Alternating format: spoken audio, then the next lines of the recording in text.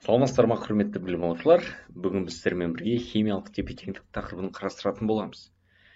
Әсіресе мына тепе-теңдіктің ығысуына байланысты Ли Браун принциптерін қарастыратын боламыз. Егер сіз осы тепе-теңдікке байланысты есептер шығаруды әлі көрмеген болсаңыз, онда мына жерде шығатын подсказканы басыңыз және тепе-теңдік константасына байланысты есептерді шығаруды көріңіз. Ал бүгін біз тек қана теорияны қарастырамыз. Жалпы тепе-теңдік бізге не үшін қажет? Тепе-теңдік жалпы қараңыздар, бізде реакция бағытына қарай екі түрге бөлінеді.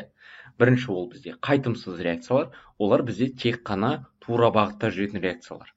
Және қайтымды реакциялар. Олар бізде екі бағытта да жүре береді, яғни тура және кері. Мысалға, тура реакцияны қарастырайық. Сіздерге көміршыл газын алу қажет, мысалға. Сіздерде ол үшін көміртек пен оттек бар. Біз жай ғана ол екеуін әрекеттестіреміз және көміршыл газын аламыз. Болды, бұнда ешқандай басқа вариант жоқ. Яғни біздің көміршыл газымыздан біз қайтадан көмір мен оттек ала алмаймыз, солай ғой?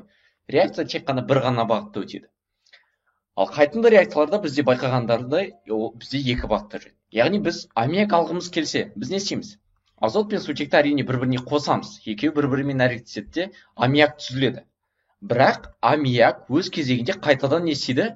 Қайтадан реакцияға түсіп, бастапқы азот пен сутекке ыдыра береді. Яғни бұл бізде былай айтқанда қайтымды процесс болып табылады. Яғни азот пен сутек әрекеттесіп, аммиак түзеді. Аммиак өз кезегінде ыдырап, азот пен сутегін түседі. Міне осындай процесс жүреді екен. Сондықтан біз нақты аммиак алғымыз келсе, біз тепе-теңдік не істеуіміз керек? Әрине ығыстыруымыз керек. Яғни айтады ғой мысалға, осы реакцияда тепе-теңдікті солға ығыстыратын жағдай. Яғни бізге азот пен сутек қажет болатын болса, онда біз тепе-теңдікті солға ығыстыруымыз қажет екен. Ал бізге азот пен сутек керек емес, бізде аммиак көбірек керек болса, онда біз оны оңға қарай ығыстырады екенбіз. Міне тепе-теңдік бізде сол үшін қажет екен. Яғни бұл бізде тек қана қайтымды реакцияларда болады. Енді жалпы Ли Браун принципінің теориясын қарастырайық. Егер химиялық тепе-теңдіктегі реакцияның жүру жағдайларын, мына осы үш жағдайды жаттап алыңыздар. Ол температура, ол концентрация және қысым өзгертетін болса, тепе-теңдік сол сыртқы әсердің әлсірететін бағытқа қарай ығысады. Құрметті оқушылар, осы теория сіздерде жоқ болса, жазып алсаңыздар болады. Енді біздің қарастырайық. Бірінші бізде температураның әсері.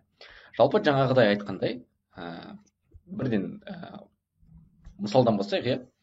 Жалпы бізде үш фактор әсер етеді. Сол фактордың ең біріншісі бізде температура. Температураны біз не жоғарылатамыз, не төмендетеміз. Солай ғой. Жалпы температураның ығысуын білу үшін біз мына реакцияның жылу эффектісін білу керекпіз. Яғни бұл бізде тура бағытта ол экзотермиялық реакция, яғни плюс Q.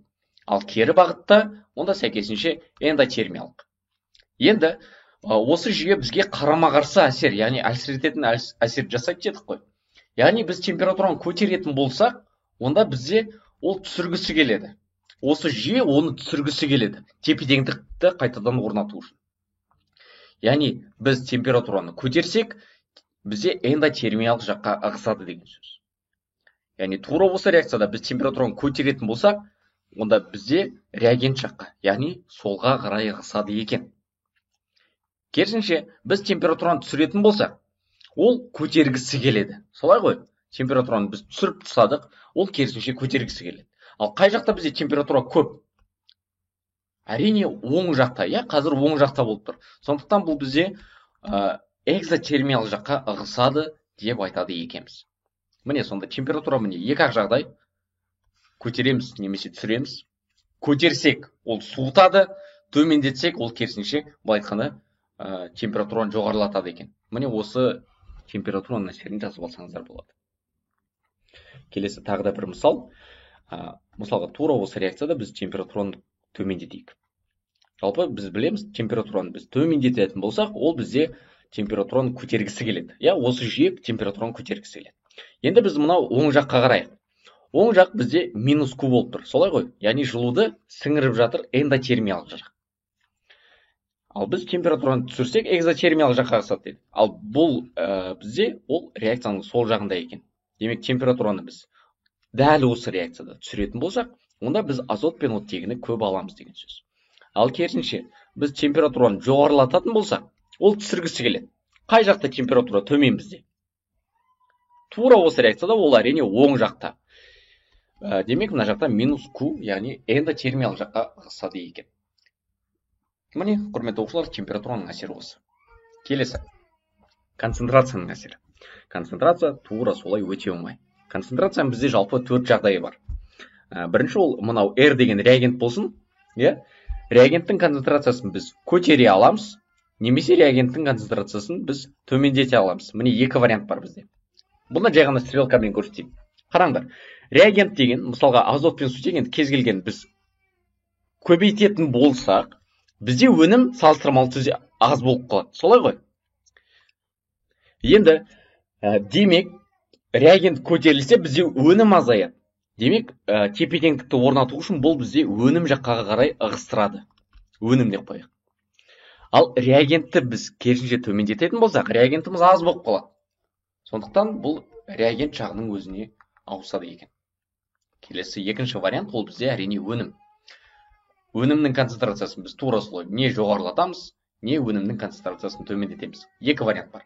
Өнімнің концентрациясын көбейтетін болсақ, онда бізде реагент азайып қалады. Демек, бізде реагент жаққа ығысады деген сөз. Ал өнімнің концентрациясын төмендететін болсақ, онда сол өнімнің өз жағына ығысады екен. Міне жалпы концентрацияға байланысты міне осы 4 жағдай бізде білсеңіздер, онда кез келген концентрацияның әсерін сіздер шығара алатын боласыздар. Кеттік мысалға бір мысалды қарастырайық. Мысалға бізге айтады, азоттың концентрациясын көтергенде тепе теңдік қай жаққа ығысады? Азоттың концентрация, азотты қарайсыздар бірінші, азот бізде реагент жақта. Яғни реагентіміз көп болып кетті, онда салыстырмалы түрде бізде NO аз. Сондықтан бізде тепе теңдік өнім жаққа қарай ығысады дейміз. Керісінше, тағы да бір мысал қарастырайық. Мысалы, тура осы жерде біз NO-ның концентрациясын төмендеттік. NO-мыз бізде азайып қалды. Мына екеуі енді өзінің нормасында тұр. Онда бізде тепе теңдік орнау үшін бізде қайтадан өнім жаққа қарай ығысады екен. Кеттік, келесі әсер бізде қысымның әсері. Жалпы қысымның әсері бізде температура сияқты тура солай, бізде қысымды не көтереміз, қысымды түсіреміз. Міне екі жағдай бар бізде. Енді жалпы осы қысымның әсерін білу үшін біз мынау реакцияны міндетті түрде теңестіруіміз қажет. Реакция яғни теңескен болу керек. Және қысым бізде тек қана сұйықтарға және газдарға ғана әсер етеді. Айтпақшы, концентрация тура солай, тек қана сұйықтар мен газдарға ғана әсер етеді. Енді қысымды жоғарылатқан кезде сендер қараңдар, бұл жақта көлемдерді санайсыңдар. Мысалға реагент мына жақта неше литр реагент бар? Қарайсыздар, алдында коэффициентіне, азоттың алдында 1, сутектің алдында 3, сонда жалпы бұл жақта 4 литр газ бар реагент жақта. Ал аммиак жақта, яғни өнім жақта бізде тек қана 2 литр бар. Яғни қысым бізде мынау реагент жақта көп. Солай ғой? Енді біз қысымды көтеріп жібердік, онда ол керісінше не істейді? Қысымды азайтқысы келеді. Яғни бізге қарама-қарсы әсер жасайды дедік қой. Қысымды көтердік, ол азайтқысы келеді. Ал қысым қай жақта аз? Бізде оң жақта аз, яғни жазып қойыңыздар, қазір тек қана ережесін жазайық. Қысым артқан кезде тепе теңдік бізде газ аз жаққа қарай ығысады. Ал қысымды керісінше біз төмендеткен кезде, онда газ көп жаққа қарай ығысады деген сөз. Яғни, енді тура осы реакция үшін ғана, ол әр реакцияда әртүрлі ғой коэффициенттер. Тура осы реакция үшін біз қысымды жоғарылататын болсақ, онда газ аз жаққа қарай дейді. Газ қай жақта аз бізде? Әрине оң жақта аз, сондықтан оң жаққа ығысады екен бізде қысымды көтерген кезде. Ал төмендеткен кезде газ көп жақ. Газ көп жақ, міне 4 литр ол реагент жақ екен, яғни сол жаққа қарай ығысады деп айтамыз. Келесі қысымның әсері тағы да тура осы реакция үшін алайық. Мысалы, азот және оттек әрекеттесіп жатыр. Қысымды көтердік, қай жаққа ығысады дейді. Қысымды жалпы көтерсек, біз жаңа айттық, газ аз жаққа ығысады дедік. Газ аз жақ. Енді қай жағында газ аз санаймыз. Реагент жақта бізде 2 литр, алдына коэффициенттерін қосамыз, өнім жақта да 2 литр. Яғни бұлар бізде тең. Солай ғой? Газдардың көлемдері тең. Сондықтан дәл осы реакцияға қысым бізде әсер етпейді дейміз. Қысым әсер етпейді. Жалпы енді міне сонда біз Лихтер-Браун принципін қарастырдық. 3 қана фактор әсер етеді, ол температура, концентрация және қысым. Және жаңа айттық, концентрация мен қысым мына екеуі тек қана газдарға және сұйықтарға ғана әсер етеді. Және тепе теңдік сол сыртқа әсерді әлсірететін бағытқа қарай ығысады. Міне, құрметті оқушылар, негізі осымен біздің теориялық бөліміміз аяқталды. Енді ары қарай кішігірім практика жасайық. Жалпы әр сұрақты көрген кезде бірден паузаға қойып, бірінші өзіңіз жасап көріңіз, өзіңіз вариантты белгілеп көріңіз. Содан кейін жаңағы ары қарай көре берсеңіз болады, өзіңіз тексеріп. Ал кеттік, бастайық. Міне, бірінші сұрағымыз, Ле-Шаттеле принципіне сәйкес тепе теңдік ығысатын жақ. Видеоны паузаға қойып, бірінші өзіңіз жауап беріп көріңіз, қай вариантты белгілер едіңіз. Әрине, бұл жерде ол Б нұсқасы сыртқы әсердің нашарлайтын жағына, жаңағы бұл ережеге сәйкес. Келесі, тепе теңдікті өнім жаққа ығыстыру үшін дейді. Міне осындай бір реакция берілген, яғни бұлардың агрегат күйлері газ, және тура бағытта реакция бізде экзотермиялық екен. Кеттік, температураны жоғарылату. Мына жақта итак жоғары температура, төмен температура бізде реакцияның сол жағында болып тұр. Демек, мынау бізде солға қарай ығыстырады. Қысымды төмендету дейді. Жаңағы ережені еске түсіреміз. Қысым төмендеген кезде газ көп жаққа. Ал газ қай жақта көп? Газ реагент жақта көп, міне коэффициенттерін көріп отырсыңдар. Демек, бұнда да бізде солға ығысады. Қысымды көтеру. Қысымды көтерсек, газ аз жаққа ығысады. Солай ғой, қарама-қарсы көрдіңдер ме? Көтердің, ол азаяды. Сен төмендетсең, ол көбейеді деген сияқты, керісінше. Газ аз жақ, ол сендерде оң жақ болып тұр. Солай ғой, как раз оң жақ. Болды, онда міне С нұсқасын белгілейсіздер. Азоттың концентрациясын төмендету дейді, басқаларына қарап шығайық. Азот ол реагент азайып қалды, демек сол реагенттің өзінің жағына ығысады. Сутектің концентрациясын төмендету, сутекте бізде реагент, сондықтан бұнда да бізде солға қарай ығысады деген сөз. Келесі. Жүйеде температураны төмендеткенде тепе теңдіктің ығысуы дейді. Бұнда тек қана бізде температураны төмендеткен екен. Температура төмендесе, біз жаңа айттық, ол керісінше температураны көтеруге тырысады деп. Барынша көтеруге тырысады. Ал қарайық, яғни бізде ол оң жақ екен. Солай ғой? Оң жаққа қарай ығысады екен міне. Себебі плюс 566 килоджоуль дейді, демек бұл жақ бізде экзотермия екен. Яғни мына жақта H вариантын белгілейсіздер. Оңға, ары қарай өнімдер түзілу бағытына дейді. Солай ғой? Өнім керек қой бізге, өнім жақ, онда өнімдер түзілу бағытына дейсіңдер. Және тағы қай вариантты белгілейміз? Кері реакция бағытына деген енді ол қате. Эндотермиялық процесс дейді. Ол да қате, керісінше бұл жерде экзотермиялық процесс бағытына дегенді белгілейді екенсіңдер, қалған варианттар енді бізде қате. Келесі. H2 және йод әрекеттесіп жатыр екен. 2H йод барлық реагенттер мен өнімдер газ болса, қысымды жоғарылатқанда тепе теңдік ығысады дейді. Қысым жоғарыласа, ол коэффициенттеріне қараймыз дедік, газ аз жаққа ығысады негізінен. Газ аз жақ. Қарайық, қай жақта газ аз екен, қай жақта газымыз төмен. Реагент жақта бізде 2 литр жалпы, сутек пен йод бізде 2 литр, йод сутекте 2 литр. Яғни қараңдар, екі жақта да көлем бірдей. Көлем бірдей болса, онда қысым не істемейді, әсер етпейді. Сондықтан тепе теңдік бізде бұзылмайды, ешқандай бұзылмайды. Шығымы қысымға тәуелсіз дейді, осы С вариантында белгілейміз.